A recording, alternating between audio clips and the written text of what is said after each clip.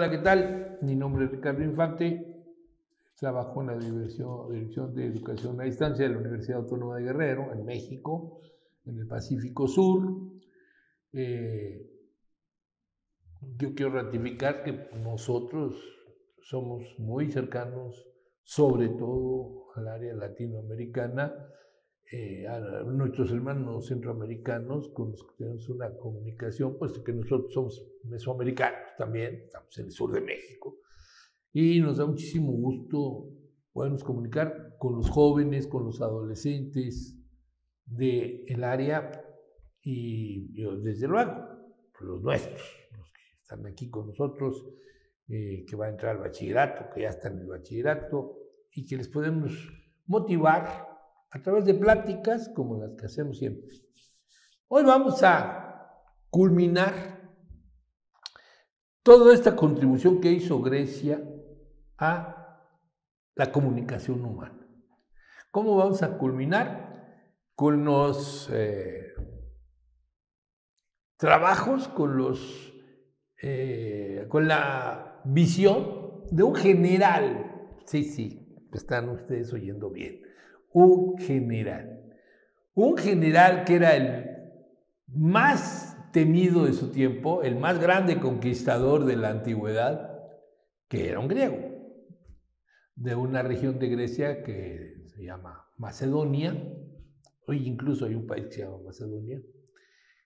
Y él era hijo de un rey. Su padre le contrata a un tutor desde pequeño.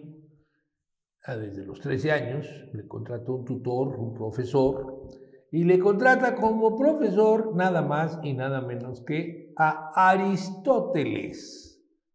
Nada más y nada menos.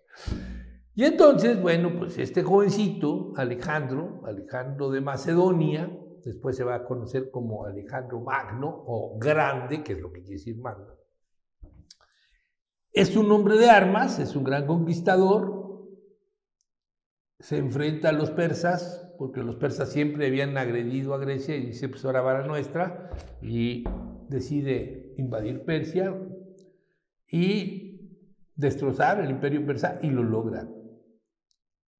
Bueno, sus conquistas llegan hasta más allá de la India.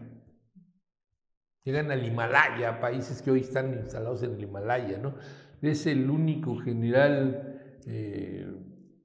que ha logrado derrotar a los afganos, ¿no? En la historia, Ya ven que recientemente, primero los soviéticos salieron, luego salieron los aliados de ahí de Afganistán, porque son buenísimos guerreros los afganos.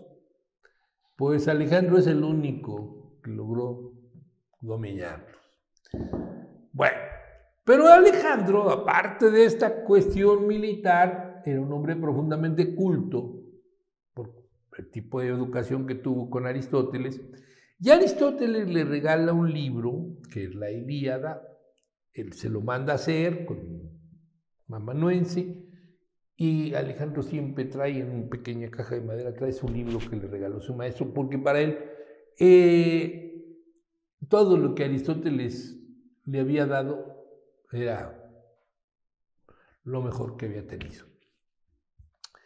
Llega a Egipto, que era territorio dominado por los persas, ya destrozó a los persas, incluso Persépolis la destroza la ciudad, Babilonia la conserva.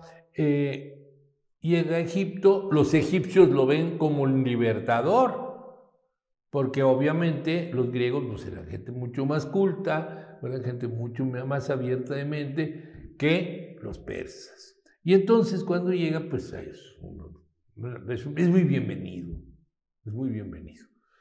Y llega a una porción a orillas del mar que le gusta muchísimo, le encanta.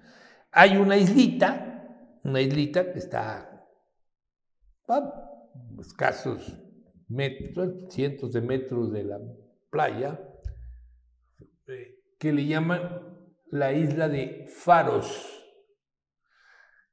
Y a este territorio Alejandro le quiere dar una especial connotación y entonces le pide a uno de esos generales, a Ptolomeo I, le pide, por favor, a quien será después Ptolomeo I, perdón, un general le pidió a Ptolomeo, macedonio, quiero que me hagas una ciudad aquí y quiero que esa ciudad se llame como yo, Alejandría.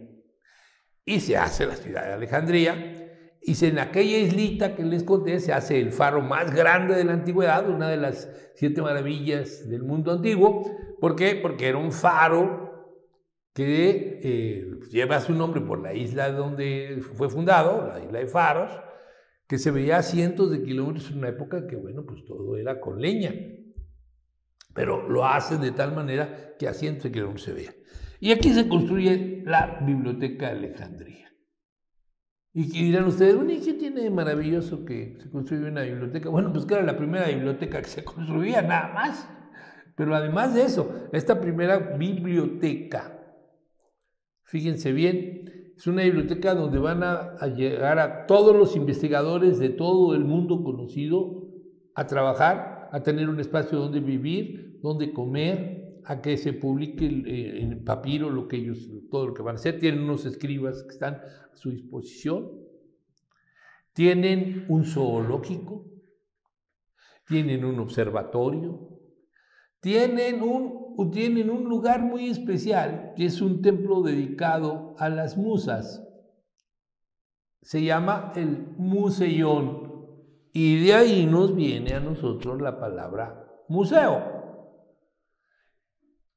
Las musas inspiraban al ser humano, ¿no? Sobre todo, por ejemplo, en el caso de los griegos, pues Atenea, ¿no? Que era la musa, la patrona de Atenas, ¿no?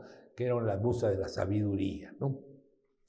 Entonces este lugar se vuelve un lugar que es el antecedente de lo que va a ser después las universidades, pero también va a ser el antecedente de lo que van a ser en la Edad Media los scriptoriums, de los que ya hablaremos cuando lleguemos a la Edad Media, que será inmediatamente después de esto. Se va a generar el concepto de acumular información y sobre todo información internacional. Fíjense lo que sucedía. Todos los barcos que llegaban al puerto de Alejandría, que era un puerto, se vuelve un puerto importantísimo de comercio, había una guardia que subía al barco, pero no para buscar contrabando, no, para saber qué libros traían.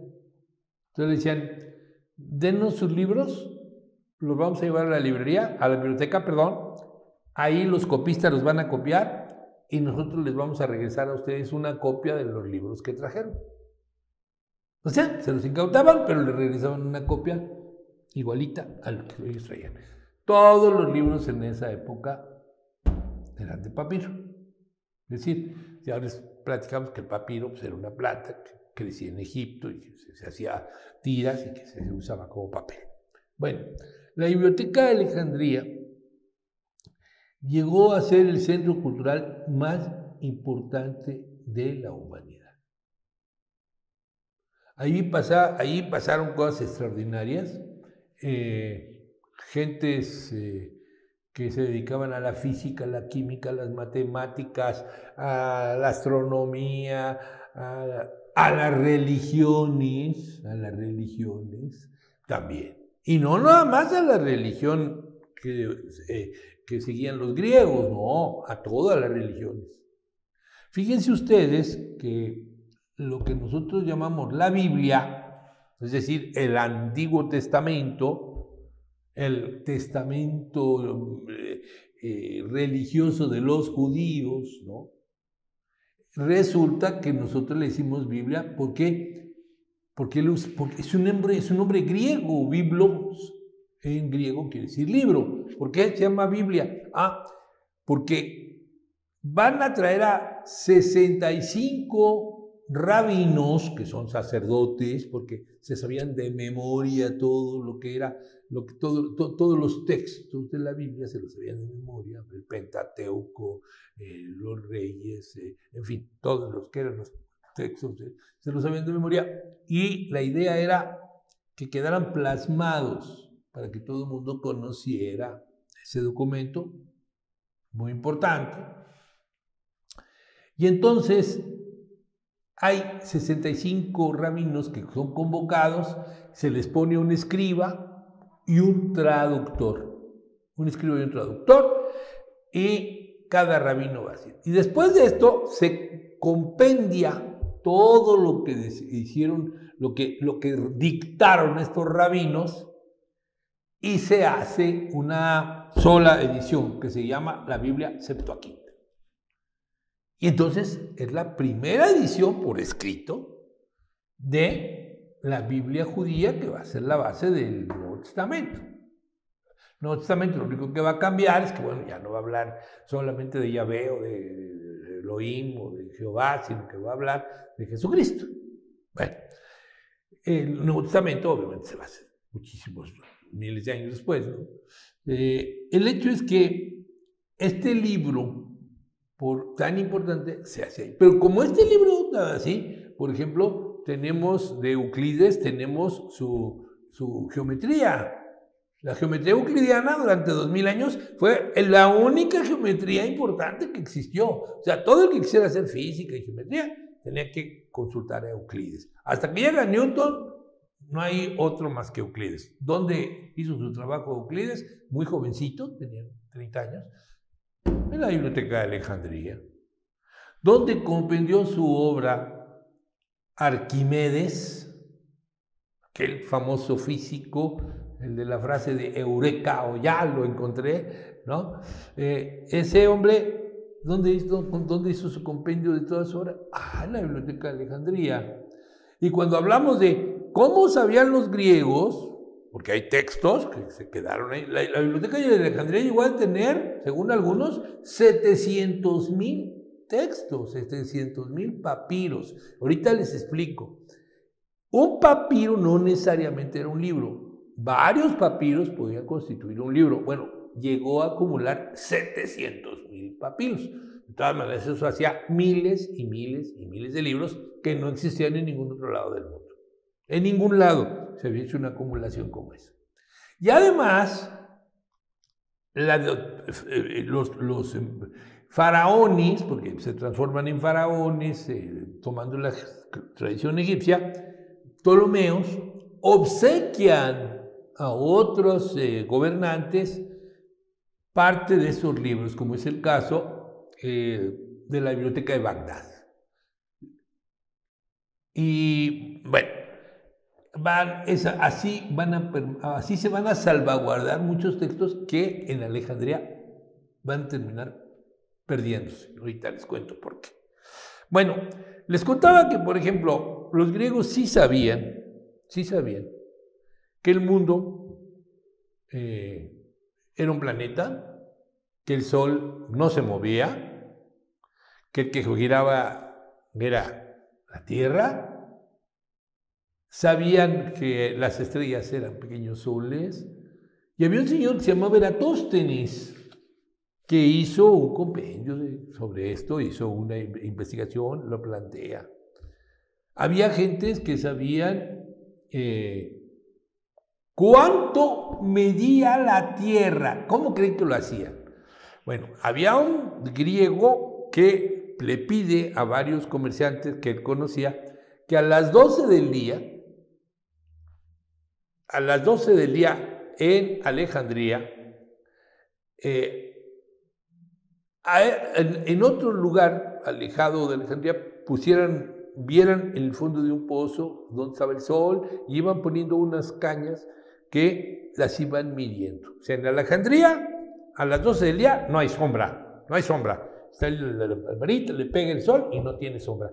Pero a 100 kilómetros de Alejandría, donde está el pozo fulano, hay una vara también ahí y mide tanto.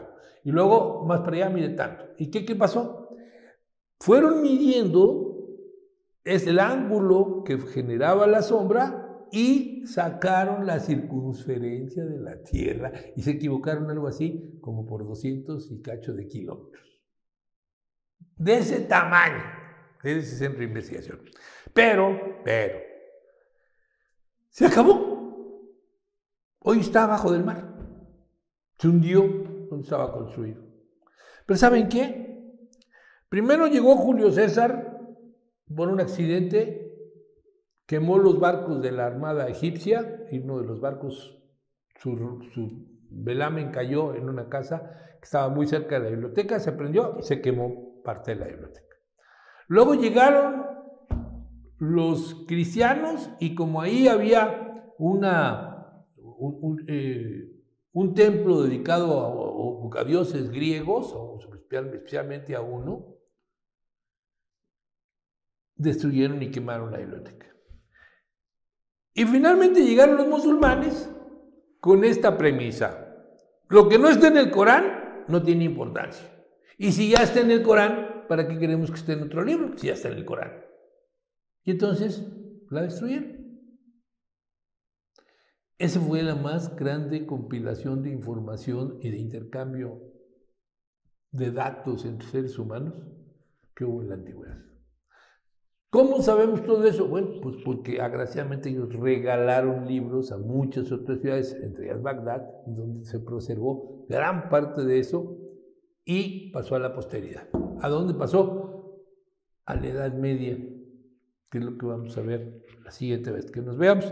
Quiero decirles que esto lo hacemos el maestro Miguel Morán Delgadillo y el compañero licenciado Gerardo de la Cruz Rodríguez y Ricardo Infante. Somos tres. A partir de hoy, todos los programas yo los voy a mencionar porque esto lo hacemos tres y tres estamos sirviendo para ustedes, pero también queremos que sepan quiénes son los que están atrás, quienes hacen posible. Nos faltaría un compañero Beto. ¿Tú sabes los nombres de Beto? Alberto Hernández Maldonado. El compañero licenciado Alberto Hernández Maldonado, que también es parte de este equipo, porque él es el que hace la edición. Muchas gracias y nos vemos la próxima vez.